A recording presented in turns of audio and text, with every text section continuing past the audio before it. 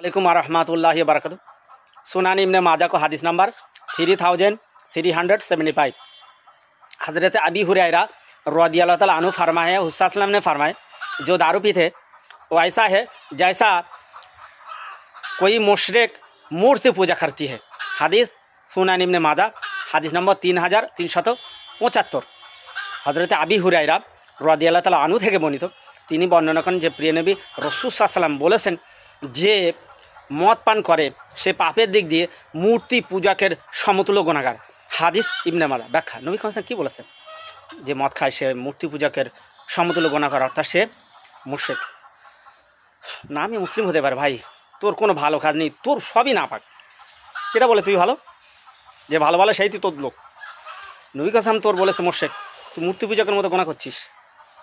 ভালো হয়ে যা ভাই, এ আমার জাতি, কবে এরা বুঝবে?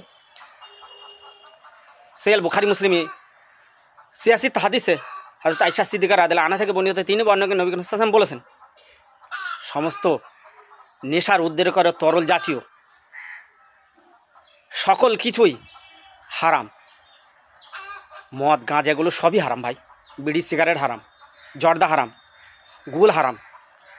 অবশ্যই মনে রাখা উচিত, গাঁজা খেয়ে খেয়ে তুমি জীবন কাটিয়ে দেবা পীরের দরবারে জিয়ারত করে। পীর তোমাকে জান্নাতে নিয়ে যাবে না। তোমার পীর আমার পীর, আমার পীর তোমার পীর গাঁজাখোরকে জান্নাতে নিয়ে যাবে না। পীর যদি থাকতো ওই পীরের জুতা তোমাকে ছুঁড়ে মারতো। যে গাঁজা রাসূল সাল্লাল্লাহু আলাইহি ওয়াসাল্লাম হারাম করেছে, আর তুমি এখন বড় বুক লম্বা করে বুকের পাঠা দিকে তুমি গাঁজা খেয়ে বেড়াচ্ছ, মদ খেয়ে বেড়াচ্ছ। তুমি মুসলিম নয় ভাই, মুশরিক।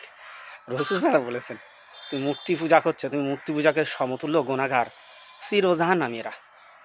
যারা মদ খায় গাঁজা খায় বিনা তওবায় মারা যায়, এরা চিরজাহান্নামী হবে।